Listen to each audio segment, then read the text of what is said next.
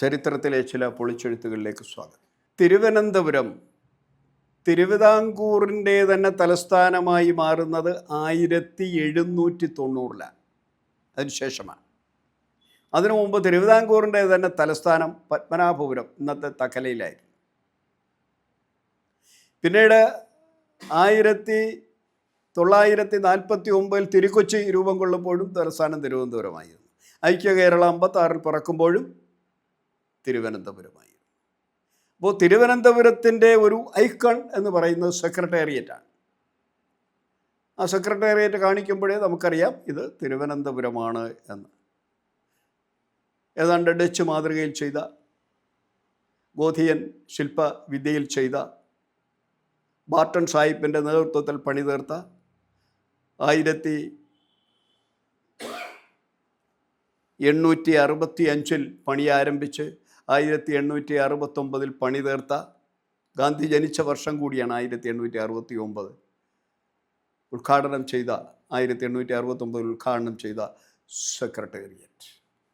പക്ഷേ ഈ സെക്രട്ടേറിയറ്റ് വരുന്നതിന് മുമ്പ് സെക്രട്ടേറിയൽ ഭരണ സമ്പ്രദായം 1811 മുതൽ തന്നെ 811 മുതൽ തന്നെ മൺട്രോ സാഹിബിൻ്റെ നേതൃത്വത്തിലൂടെ സെക്രട്ടേറിയൽ ഭരണം നിലനിന്നിരുന്നു. പക്ഷേ അന്നത്തെ സെക്രട്ടേറിയറ്റ് എന്ന് പറയുന്നത് ഇന്നത്തെ പത്മനാഭസ്വാമി ക്ഷേത്രത്തിൻ്റെ മുൻവശത്തുള്ള കൊട്ടാര സമുച്ചയത്തിനകത്തായിരുന്നു സെക്രട്ടേറിയറ്റ് പ്രവർത്തിച്ചിരുന്നത്. അങ്ങനെ കോട്ടയ്ക്കകത്ത് പ്രവർത്തിച്ചിരുന്ന സെക്രട്ടേറിയറ്റിൻ്റെ സ്ഥലപരിമിതി പരിഹരിക്കുന്നതിന് വേണ്ടി അന്നത്തെ ദിവാനായിരുന്ന മാധവറാവു ആണ് ഇന്നത്തെ സെക്രട്ടേറിയറ്റ് നിർമ്മിക്കുന്നതിനുള്ള പദ്ധതി തയ്യാറാക്കുന്നതും ഇതിൻ്റെ രൂപരേഖ തയ്യാറാക്കുന്നതിന് വേണ്ടി അന്നത്തെ PWD എഞ്ചിനീയറായിരുന്ന ബാർട്ടൺ സാഹിബിനെ ഏർപ്പാടാക്കുന്നത്. അങ്ങനെ ബാർട്ടൺ സാഹിബ് ഡച്ച് മാതൃകയിൽ ഗോത്തിക് ശില്പവിദ്യയിൽ രൂപം കൊടുത്ത കെട്ടിടമാണ് ഇന്നത്തെ സെക്രട്ടേറിയറ്റ് കെട്ടിടം. അതിനുശേഷം ഒരുപാട് അനുബന്ധ നിർമ്മിതികൾ അതിനോടൊപ്പം ഉണ്ടായി. പണ്ട് നിയമസഭയൊക്കെ സെക്രട്ടേറിയറ്റിനകത്തായിരുന്നു. നിയമസഭയ്ക്ക് പ്രത്യേകമായൊരു മന്ദിരമൊക്കെ ഉണ്ടായത് വളരെ അടുത്ത കാലത്താണ്. ഈ സെക്രട്ടേറിയറ്റ് വരുന്നതിന് മുമ്പ് ഈ സ്ഥലത്തിൻ്റെ പേര് മാവിൻമൂട് എന്നായിരുന്നു. അപ്പോൾ മാവിൻമൂട് എന്ന് പറയുന്ന സ്ഥലത്ത് താമസിച്ചിരുന്ന ബ്രാഹ്മണർ, വള്ളാളർ തുടങ്ങിയ പല സമൂഹങ്ങളെയും ഒഴിപ്പിച്ചതിന് ശേഷമാണ് ആ സെക്രട്ടേറിയറ്റിന് സ്ഥലം കണ്ടെത്തിയത്. പക്ഷേ സ്ഥലം കണ്ടെത്തിയപ്പോൾ വന്നൊരു പ്രശ്നം എന്താണ് എന്ന് ചോദിച്ചാൽ, ഇഷ്ടിക എവിടെ നിന്ന് കൊണ്ടുവരും? റോഡുകളൊന്നും ഫലപ്രദമായിരുന്നില്ല. വാഹനങ്ങൾ, മോട്ടോർ വാഹനങ്ങൾ സ്വപ്നാവസ്ഥയിലായിരുന്നു. അപ്പോൾ അതുകൊണ്ട് തന്നെ ഇവിടെ ഇഷ്ടിക കൊണ്ടെത്തിക്കുക എന്ന് പറയുന്നത് വലിയ ബുദ്ധിമുട്ടായി. അങ്ങനെ ഇഷ്ടിക കണ്ടെത്തുന്നതിന് വേണ്ടി, ഇഷ്ടിക കളമുണ്ടാക്കുന്നതിന് വേണ്ടി ഒരു ശ്രമം നടത്തി. അങ്ങനെയാണ് ഇന്നത്തെ സെക്രട്ടേറിയറ്റിൻ്റെ നേരെ കിഴക്ക് വശത്തുള്ള ഇന്ന് ചെങ്കച്ചൂള എന്നറിയപ്പെടുന്ന പ്രദേശത്ത് ഉള്ള വയൽ പ്രദേശങ്ങളെ തിരഞ്ഞെടുക്കുന്നത്. ഈ വയൽ പ്രദേശങ്ങളിൽ നിന്ന് ചെളിയെടുത്ത് ഇഷ്ടികയാക്കി ചുട്ടെടുത്ത് ഇവിടെ നമ്മുടെ ഇന്ന് സെക്രട്ടേറിയറ്റ് ഇരിക്കുന്ന മാവിൻമൂട്ടിലേക്ക് ചുമന്നെത്തിച്ച് അവിടെ പണി തീർക്കുക എന്നുള്ളതായിരുന്നു പദ്ധതി. പക്ഷേ ഇവിടെ ഒരു പ്രശ്നം ഉദിച്ചത്, ഈ ചെങ്കച്ചൂള നിൽക്കുന്ന ഈ വയലിടങ്ങൾ, അന്നത്തെ വയലിടങ്ങൾ അറിയപ്പെട്ടിരുന്നത് പുത്തരിക്കണ്ടം എന്നായിരുന്നു. പുത്തരിക്കണ്ടം തിരുവനന്തപുരത്ത് 2 എണ്ണമുണ്ട്. ഒന്ന് ശ്രീപത്മനാഭസ്വാമി ക്ഷേത്രത്തിന് മുൻവശത്തുള്ള ഇന്നത്തെ പുത്തരിക്കണ്ടം മൈതാനം, നമ്മുടെ ബസ് സ്റ്റാൻഡും നയനാർ പാർക്കും ഒക്കെ നിൽക്കുന്ന വളരെ വിശാലമായ പുത്തരിക്കണ്ടം മൈതാനം. ഈ പുത്തരിക്കണ്ടത്തിൽ നിന്ന് കൊയ്തെടുക്കുന്ന നെല്ലാണ് പത്മനാഭസ്വാമിക്ക് പുത്തരി എണ്ണാൻ ഉപയോഗിക്കുന്നത്. അതുപോലെ മറ്റൊരു പുത്തരിക്കണ്ടമായിരുന്നു ഇന്നത്തെ ചെങ്കച്ചൂള അടക്കുന്ന പ്രദേശം. ഈ ചെങ്കച്ചൂളയിൽ ഒരു വയലിടമായിരുന്നു എന്നും ഇതിൻ്റെ പേര് പുത്തരിക്കണ്ടമായിരുന്നു എന്നും ഇവിടുന്ന് കൊയ്തെടുക്കുന്ന നെല്ല് കൊണ്ടായിരുന്നു തൈക്കാട്ട ധർമ്മശാസ്ത്ര ക്ഷേത്രത്തിൽ പുത്തരി ഉത്സവം നടത്തിയിരുന്നത് എന്നും രേഖകളുണ്ട്. അപ്പോൾ തിരുവനന്തപുരത്ത് 2 പുത്തരിക്കണ്ടങ്ങളുണ്ട്. ഒന്ന് ഇന്നും പുത്തരിക്കണ്ടം എന്നുള്ള പേരിൽ അറിയപ്പെടുന്നു, മറ്റത് ചെങ്കച്ചൂള എന്നുള്ള പേരിലും അറിയപ്പെടുന്നു. അപ്പോൾ ഈ ചെങ്കച്ചൂള നിർമ്മിക്കുന്നതിന് വേണ്ടി, ചെങ്കല്ല് നിർമ്മിക്കുന്നതിന് വേണ്ടി ഈ ക്ഷേത്രത്തിൻ്റെ വയൽ പിടിച്ചെടുക്കുക എന്ന് പറയുന്നത് ദൈവദ്രോഹമായതിനാൽ ആ ക്ഷേത്രത്തിന് നിന്ന് ഈ സ്ഥലം പാട്ടത്തിനെടുക്കുകയാണ് ഉണ്ടായത്. 75 പണത്തിന് പാട്ടമെടുത്തു. 75 പണത്തിന് ഈ സ്ഥലം പാട്ടത്തിനെടുത്തപ്പോൾ അടുത്ത പ്രശ്നം ഉദിച്ചു. ഇഷ്ടിക ഉണ്ടാക്കി അതിനെ പാകത്തിന് ചുട്ടെടുക്കാൻ പറ്റിയ വിദഗ്ധ തൊഴിലാളികൾ ഇല്ലാതെ വന്നു. അങ്ങനെ നാഗർകോവിലിൽ നിന്ന് 26 കുടുംബങ്ങളെ ഇങ്ങോട്ട് കൊണ്ടുവരുന്നു. ആ 26 കുടുംബങ്ങളും ഇവിടെ കുടിൽ കെട്ടി താമസിച്ചുകൊണ്ടാണ് ഇഷ്ടിക പണി ആരംഭിക്കുന്നത്. ആ 26 കുടുംബങ്ങളും തങ്ങളുടെ ആരാധനയ്ക്ക് വേണ്ടി നിർമ്മിച്ച മുത്താരമ്മൻ കോവിൽ ഇന്നും ചെങ്കച്ചൂളയ്ക്കടുത്ത് നമുക്ക് കാണാൻ കഴിയും. അങ്ങനെ തമിഴ്നാട്ടിൽ നിന്ന് വന്ന 26 കുടുംബങ്ങൾ അവരുടെ ആരാധനയ്ക്ക് വേണ്ടി മുത്താരമ്മയെ പ്രതിഷ്ഠിക്കുകയും ആഘോഷിക്കുകയും ഒപ്പം അവർ ഇഷ്ടിക കളം നിർമ്മിച്ച് ഇഷ്ടിക അറുത്ത് ചുട്ടെടുത്ത് പാകമാക്കി കൊടുക്കുകയും ചെയ്തു. അവിടെ നിന്നാണ് ഇത് തലച്ചുമടായി സെക്രട്ടേറിയറ്റിലേക്ക് വരുന്നത്. ഇത് തലച്ചുമടായി സെക്രട്ടേറിയറ്റിൽ എത്തിച്ച ആളുകളിൽ ഒരാൾ നമ്മുടെ നവോത്ഥാന നായകരിൽപ്പെട്ട ശ്രീ ചട്ടമ്പി സ്വാമികളെന്ന അയ്യപ്പനും ഉണ്ടായിരുന്നു എന്നുകൂടി നമ്മൾ അറിയണം. അദ്ദേഹത്തിന് അയ്യപ്പൻ എന്നൊരു പേരുണ്ട്, കുഞ്ഞൻ എന്ന് മറ്റൊരു പേരുമുണ്ട്.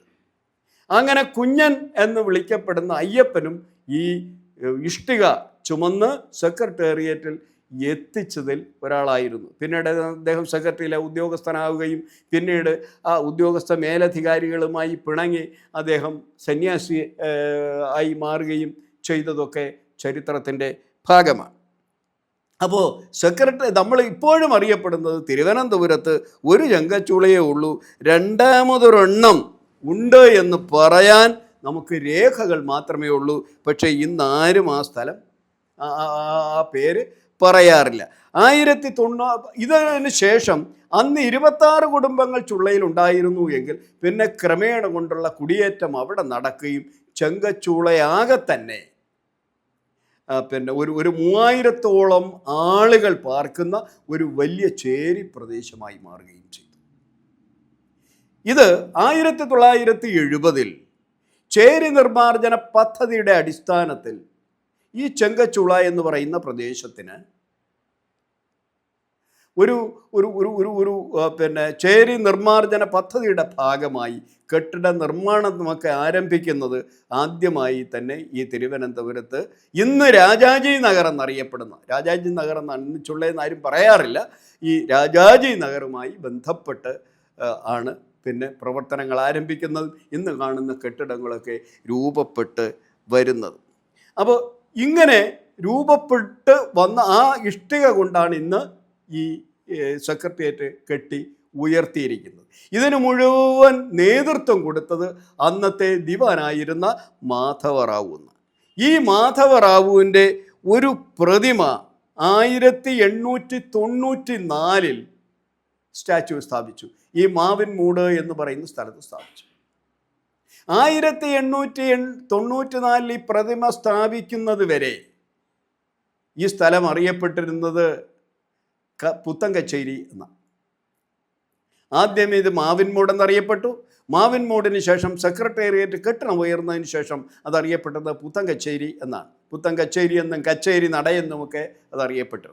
അത് കഴിഞ്ഞ് 1894-ൽ ഈ പ്രതിമ ഉയർന്നതോടുകൂടി ആ സ്ഥലത്തിന് സ്റ്റാച്യു എന്ന് പേര് വരികയും ചെയ്തു. എഡ്വേർഡ് ലാൻഡറി എന്ന് പറയുന്ന ഒരു ഇറ്റാലിയൻ ശില്പിയാണത് നിർമ്മിച്ചത്. എഡ്വേർഡ് ലാൻഡറി എന്നാണ് ആ ശില്പിയുടെ പേര്. ഇത് അനാച്ഛാദനം ചെയ്തത് അന്നത്തെ കേരള കാളിദാസൻ, ഇന്നും കേരള കാളിദാസൻ എന്നറിയപ്പെടുന്ന കേരളവർമ്മ വലിയ കോയി തമ്പുരാനാണ് 1894-ൽ ഈ പ്രതിമ അനാച്ഛാദനം ചെയ്തത്. അതോടുകൂടി ഈ സ്ഥലത്തിൻ്റെ പേര് വീണ്ടും മാറി സ്റ്റാച്യു എന്നായി. ഇന്ന് സ്റ്റാച്യു എന്ന് പറഞ്ഞാലേ എല്ലാവർക്കും അറിയൂ. സ്റ്റാച്യു എന്ന് പറഞ്ഞാൽ കൃത്യമായി ബസ് സ്റ്റോപ്പുണ്ട്, ബസ് അവിടെ ഇറക്കും, സമര ഗേറ്റ്, സെക്രട്ടേറിയറ്റ് സമര ഗേറ്റും എല്ലാം അവിടെയാണ്. പക്ഷേ ഇന്നും പുത്തൻ കച്ചേരി എന്ന് പറഞ്ഞാൽ ആളുകൾക്കറിയില്ല. മാവിൻമൂടെന്ന് പറഞ്ഞാലും പുതിയ തലമുറയ്ക്കോ പഴയ തലമുറയ്ക്കോ അറിയാത്തത്ര രീതിയിൽ ഇത് പിന്നെ മറവിയുടെ ആഴത്തിലേക്ക് പതിച്ചു പോയ രണ്ട് പേരുകളാണ്. ഇന്ന് സ്റ്റാച്ചു എന്ന് പറഞ്ഞാൽ മാത്രമേ അറിയുള്ളൂ. പക്ഷേ ഈ സ്റ്റാച്ചു എന്ന് പറഞ്ഞാൽ നമ്മൾ മനോഹരമായി കാണുമ്പോൾ തന്നെ ഇതിൻ്റെ പിന്നിലൊരു ചരിത്രമുണ്ട് എന്നും പഴയ പുത്തരിക്കണ്ടത്തിൻ്റെ നാശം ഇതിൻ്റെ പിന്നിലുണ്ട് എന്നും ആ പുത്തരിക്കണ്ടം ഒരു സെറ്റിൽമെൻ്റ് ഏരിയയായി മാറിയെന്നും അത് ഒരു ക്ഷേത്ര വകയായിരുന്നു എന്നും മാത്രമല്ല, ഇന്നും ആ പാട്ടപ്പണം മാധവറാവുവിൻ്റെ കാലത്ത് ക്ഷേത്രത്തിൻ്റെ വകയായി പാട്ടത്തിനെടുത്ത ആ ഭൂമിയുടെ പാട്ടപ്പണം ആചാരപരമായി ഇന്നും സർക്കാർ ട്രഷറിയിൽ ആ ക്ഷേത്രത്തിൻ്റെ പേരിൽ അടച്ചുകൊണ്ടിരിക്കുന്നു എന്ന് നമ്മൾ കേൾക്കുമ്പോൾ നമ്മുടെ ഒരു വലിയ ചരിത്രം, സെക്രട്ടേറിയറ്റിൻ്റെ, ഭരണത്തിൻ്റെ, ഭരണകൂടത്തിൻ്റെ, സർക്കാരുകളുടെ ഒക്കെ ചരിത്രം അടയാളപ്പെട്ട് കിടക്കുന്നതാണ് സ്റ്റാച്ചുവും സെക്രട്ടേറിയറ്റും ചെങ്കച്ചുള്ളയും തൈക്കാട്ടുള്ള ധർമ്മശാസ്ത്ര ക്ഷേത്രവും എന്ന് നമുക്ക് പറയേണ്ടി വരും. ഇത് ചരിത്രത്തിൽ പ്രാധാന്യത്തോടുകൂടി അടയാളപ്പെടുത്തേണ്ടതാണ്. പക്ഷേ എന്തുകൊണ്ടോ അടയാളപ്പെടുത്താതെ പോയൊരു ചരിത്ര വിശേഷമാണ് നിങ്ങളുമായി പങ്കുവച്ചത്.